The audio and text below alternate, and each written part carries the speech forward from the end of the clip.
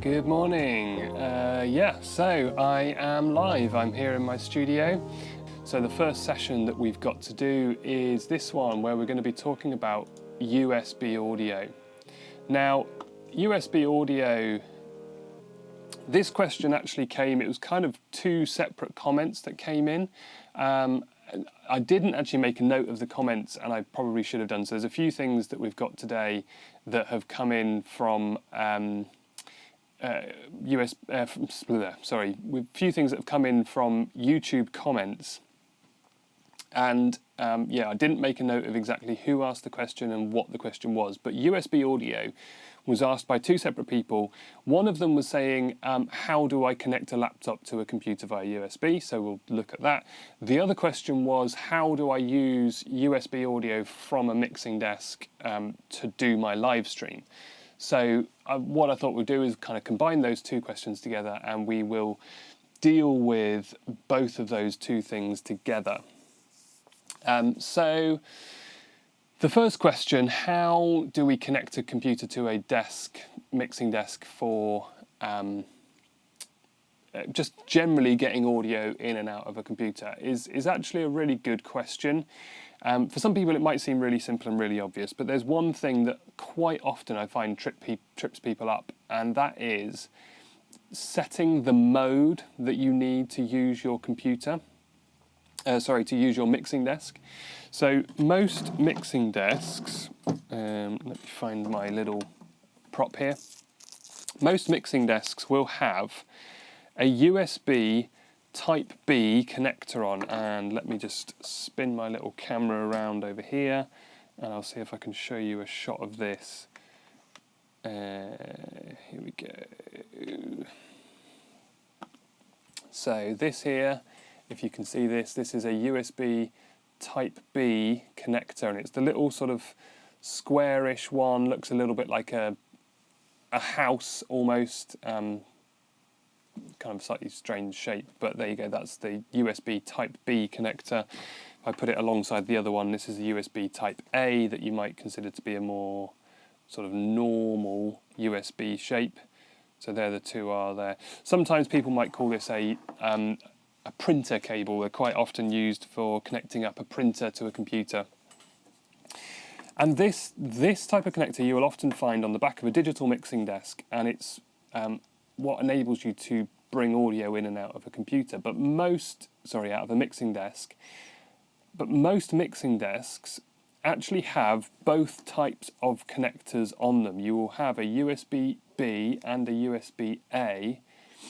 There's a Ant Tech Geek, I'm guessing that's Anthony Lear. Hello Anthony, good to see you. Interspace USB PC DI is a great piece of kit for okay, so there's a little DI box that brings in a USB connection. Yeah, check out the comments if you want to see that. Anyway, most mixing desks have both types of connectors on them. Very often you will find the USB-A connector on the front and the USB-B connector on the back. And basically what you need to do is somewhere in the settings in that mixing desk, you need to tell it which of those two connectors you're using. So if you ever connect into the one on the back with the USB-B connector, but you can't get audio in and out from it, it's probably because the mixer is looking for audio on the other connector on the front of the mixing desk. And basically the idea is either the one on the front generally you would use for like plugging in an SSD or a little USB stick or something like that, and probably be using that for some sort of recording. You can use it for playback as well, but most helpful thing is to be able to just plug in a USB stick on the front, hit record, and record out your audio onto your drive, whatever drive you've plugged in. If you want to use the audio on the back and send it to a laptop, you need to actually change the mode inside your mixer to do that. And different mixers, so whether you're using like a Behringer X32 or an Allen & Heath QU or SQ or whatever kind of console you're using, they're going to call it a slightly different thing. So Allen & Heath talk about the Q drive. X32, I can't remember what they call it on the X32, but they've all given it a slightly different name. But essentially what you're doing is you're saying, am I going to be using the input on the front, or am I going to be using the input on the back to connect to my USB? And generally you can't use both. You have to choose one or the other. So that's the bit that very often trips people up, and they'll plug in their connector, plug it into their laptop and go, it's all connected, it should be working, but I'm not getting any audio, why is it not working? And 9 times out of 10, it's just because you've got the wrong mode selected in your settings in your mixer. So just check that, find those settings. Again, different mixers are going to be slightly different places, but just go into the settings or preferences or something like that and just try and find the bit relating to USB and then check what source it's using for the USB. Okay, Anthony's just put another comment, and you tend to also need to use some drivers. Yeah, possibly you might need to have some drivers installed as well. So again, just check that if you're not getting a connection. Make sure you've got the drivers in there if you need those. So once you've checked your mode, selected the mode that you need, as I say, plug in with the USB-B cable on the back, and then plug the other end of that into your laptop. Hopefully your laptop should recognize your mixer as an audio device, and you should be able to select that, and depending on what you're doing with it, whether you're using it for playback or whether you're using it for recording, you can send audio both ways. So it doesn't matter which way you're going with it, you can send it in either direction, although normally you're going to choose one or the other. So either you're going to be using it just for playback or you're going to be using it just for recording. You wouldn't be trying to send audio in both directions. I've never tried doing that, actually. Anthony's obviously watching. I don't know whether Anthony's ever tried sending audio in and out via USB at the same time. I don't know whether that works or if that's possible. But you're probably going to be wanting to either use it for recording or for playback, not for both. So set it up with the relevant software for what it is that you're trying to achieve. The other thing to check is check sample rate. So with digital audio, you want to make sure that you are matching your sample rate. And this will be a really obvious one, because if you plug it in, it will just sound very weird. It will sound like the aliens have taken over and the mixing desk just got some weird kind of digital distortion effect thing going on, and everything will just sound bizarre. And that is probably because you've got a frame rate mismatch. So typical digital mixers will be running at possibly 44.1 kilohertz sample rate. Most of them generally these days are going to be a 48 kilohertz sample rate. Some of them might even be a 96 kilohertz sample rate. They're going to have different options. Sometimes you can choose in the console what you want it to be running at. So you can choose whether it's going to be at 96 or 48. Take your pick there. But you then need to make sure that your laptop is running at the same sample rate. Oh, we've got another comment, Matthew. I don't recognise your name. I don't think I know you, but hi Matthew, great to have you along. Yeah, it's difficult to do both over USB. Yeah, but if you use Dante, yes. So that would be the other way to do it. If you want to send it audio in and out at the same time through a laptop, maybe use USB to send it out and Dante to bring it back in or whatever. Yeah, great. Yeah, where did we get to? Sample rates. Make sure you've got your sample rates all matched and everything's running at the same sample rate. If you don't, you will have issues with that. So connect it up, choose your USB output on the mixer, and then make sure you've got your sample rates all matched. And at that point, everything should be working and you should be getting audio in or out as you need it.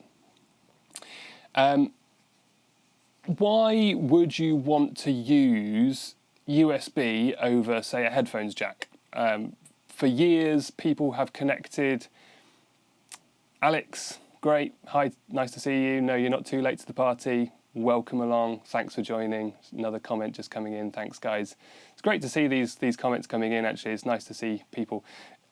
Chuck your name in. Also, just chuck in where you're from as well. It'd be really interesting just to see who's watching this and where you are, and even tell me what time of day it is. It's 10 o'clock in the morning here, but I know that we might have people watching from other countries as well. So chuck in where you're from and tell me what time of day it is, and whether we've got some night owls watching this at stupid o'clock at night or something. I don't know, but yeah, it's great to have you.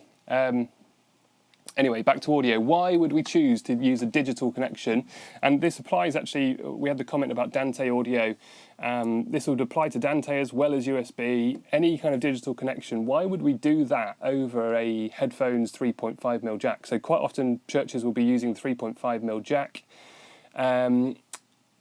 The thing with the 3.5mm jack is it's only a stereo connection. You've only got two channels effectively. You've got a left channel and a right channel. With any kind of digital USB, Dante, whatever it is that you might be using, you open up a lot more channels. So I think typically the USB allows up to 32 channels of audio. Dante, you can do even more than 32. You're unlikely to need all 32 of those channels, but you might conceivably want to run multiple channels. So for example, in our church, we use ProPresenter, and we've got quite a lot of audio going through ProPresenter. So our ProPresenter's doing song lyrics on the screens. But what we also do with that is we use, we actually have 8 channels of audio coming out of our ProPresenter computer. So that's 4 stereo pairs. And we have a countdown video that we play as the service is starting, so we just sort of use it as a just to focus people to worship, just to let them know that we're about to start, all that kind of stuff. Alex in Kenya, 12:24 in Kenya right now, apparently. Great, thanks for that. Really, that's interesting to know. Thank you. So we have a countdown video that we start with the service, and so we actually give that its own dedicated channel on the mixer, and the reason for that is because it means that we can set that volume, and then we actually deliberately bury that channel on a layer that nobody ever uses, so that that volume never changes. So we know that that volume is set to the right level, and when that countdown video starts, we know that that audio is going to come through, everybody's going to hear it, it's all going to be there, and it's going to just work. So we just put that on a channel, we leave that channel open, we set that volume, and then we don't adjust it. And we know that that is set and that's all ready. So the ProPresenter is actually set with a timed event so that the countdown timer just automatically starts at the correct time of day. So the service starts and the timer just kicks in. And that's the call for everybody to say, hey, look, guys, it's a 60-second timer for us. You've got 60 seconds and the service is going to be starting. Everybody get ready, take your seats and that kind of thing. And it brings online and in person together. It goes out to both places simultaneously. So we have 2 channels for that. We then have, we use ProPresenter to do pads. So we've got some pre-recorded pad audio, so like kind of keyboard pad sounds. That we can just add in, it just gives an extra dynamic to the band, and we trigger that through ProPresenter. And again, I might touch on that a bit more later on, but we have pads audio coming out of the ProPresenter computer, so that comes into 2 separate channels. We have background, so we use Spotify, but whatever kind of background music that you're playing, so pre and post service, we'll just put some Spotify on or some background music on. That comes into its own channel. And again, we separate all these things out, so we've just got independent control of them. So we can set our pads level with the band, so we've got that in the mix. I would also EQ that for the band, so we can get an EQ on that and make sure that's sounding good with the band and all sitting right with the band. And then we don't have to change those faders for our background music, so we can leave that. And then we've got a separate channel for our background music, so the background will come into separate audio channels. So again, we can set a separate EQ and a separate volume level for that, independent of the pads and independent of the countdown timer. And then we finally have a VT channel as well. So VT will give us the ability to be able to play, if we're running an alpha course or something and we want to put on the alpha video, we can bring that through into the VT channel. And again, we've got another separate set of EQ, separate set of volume, separate set of everything.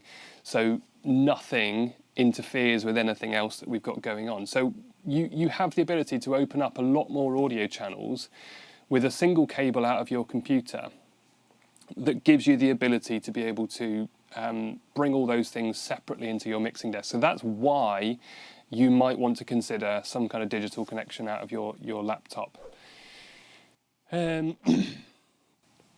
So let's move on to the second part of that question then. So as I say, this was 2 separate comments on YouTube. How and why we might want to connect up via USB. But then how can we use that for a live stream? Now, there's a number of ways that you could use this for a live stream. You could take all 32 audio channels out and run that into something like Logic or some sort of DAW, and you could do a full multi-track mix into some kind of software and do a full mix for your audio for live stream. It's entirely possible. I think it would work fairly well. I don't think you'd have any real issues with that. So you could do it. So you just take channel outs for every single channel, feed them into a computer, mix all that audio in your computer, and create probably a fairly decent audio mix. The one thing that you'd struggle with is USB doesn't really send over any great distance.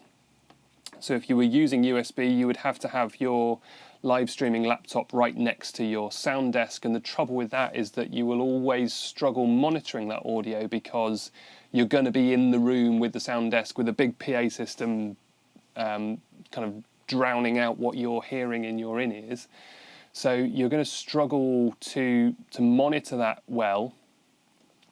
So it could work, but just monitoring might be a bit difficult for you. The way that I would probably recommend over that is to use this to bring out an aux feed. So an aux or possibly a matrix or something like that, but some sort of mix out of the console. So you can just take a stereo feed, just 2 channels, so not using very much of the capacity of a USB cable, but we've got some of that capacity there. And you then have the ability to be able to remote mix that via something like an iPad. Most digital mixers will have an iPad app that you can use to control audio with. And so you could open up the iPad app, and you could take yourself off into a separate room, and you can actually then control the separate volume levels off that console from a stereo aux, and have the ability to be able to create an independent mix that way. Now, the downside of that option is how do you monitor that from a remote room, because although the app will give you control, it won't give you any audio. So you could sit in a separate room and you could monitor the mix from the live stream, but you've got to bear in mind that that live stream is 10 seconds, 15 seconds, 20 seconds behind real time. So if you make an adjustment on the fader, you will then need to wait for 15 seconds before you hear that adjustment have any effect, if that makes sense. So you're always going to be monitoring behind any adjustments that you make. So again, just a slightly problematic, tricky way to do it, but at least you will be monitoring a much more clean audio feed. So pros and cons both ways round. Dante in that instance actually could be a better option, because that gives you real-time audio, or very close to real-time audio, that you can monitor remotely, and you could still use the app to control. So you could take an aux feed via Dante. This is assuming, of course, you've got the Dante card in your mixer. Depending on which mixer you've got, that may or may not be feasible. Dante cards at the minute are very difficult to get hold of for some consoles. So yeah, that might be an option for you, it might not. Oh, we've got another Earworm Ministries, Earworm Ministries. Sorry, I'm not quite sure how to pronounce that.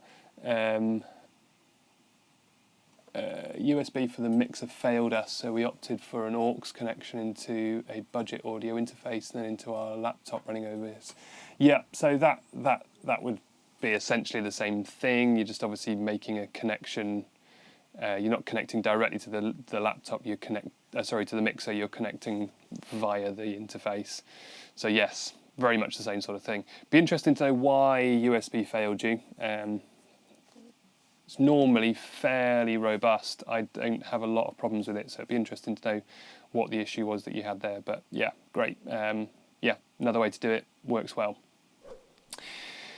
So that, yeah, that pretty much covers us for this session. Now, the one thing that I wanted to kind of leave you with, really, with USB audio is just to try and make sure you understand your routing. Routing is quite key here. You need to get your head around sending multiple channels of audio down a single cable, and then how you go about routing an aux into that USB. And so routing is quite a key aspect of being able to use this, both in terms of your mixer setup, but like I say, if you're running multiple channels out of ProPresenter, you need to be able to settle that routing in ProPresenter and be able to get all that audio out of ProPresenter as well. So there's a lot of routing options that can go on here, and routing can get quite complicated and quite confusing. So yeah, just bear that all in mind, because there's quite a lot going on in that. And if you're a relatively new person to digital audio and digital mixing, and getting your heading around routing can be quite tricky and quite complicated. My tip, if you're new to this, my big tip would be stick to what we call a one-to-one patch or a one-to-one route, where you're sending channel 1 to output 1. You'll see, in fact I can show you this. So this is what we call a routing matrix. I don't want to spend too long on this, but I'll just very quickly show you this. So this is the routing matrix on my mixing desk, and you can see here that I've got some channels. So like channel 3, for example, the third channel down here is routed to channel 3 to channel 3, channel 4 to channel 4, 5 to 5, 6 to 6, 7 to 7, 8 to 8. That's a one-to-one patch through all of those there. Now it is possible, and you can see this here with channels 1 and 2, that you can route channel 1 to channel 2 and channel 2 to channel 1, which is what we've done here. So this is saying the first input is my shotgun mic, which was the mic that I showed you at the beginning. This mic up here, shotgun microphone. The shotgun microphone is actually not, so it's the first channel on my mixer, but it's taking its input from input number 2. And likewise with my radio mic, the lapel mic that I'm talking into right now, it's channel 2 on my mixer, but it's taking its input from channel 1. So it can get quite confusing. Routing matrices can be quite complicated, and you can start to really confuse yourself when you start mixing and matching and crossing things across. So if you're going to do that, make sure you are very comfortable with a routing matrix and you know how it's all working. If you don't know how it's all working and you struggle with routing matrices, stick to a one-to-one patch. 1 to 1, 2 to 2, 3 to 3, 4 to 4, all the way through. Make sure you've got something that looks like that. This nice straight diagonal line that runs straight through all of those channels. And that's just a simple way to get yourself into routing. Right, I'm going to stop there on that one. That hopefully has covered lots on digital audio, USB audio, all that kind of stuff, ins and outs.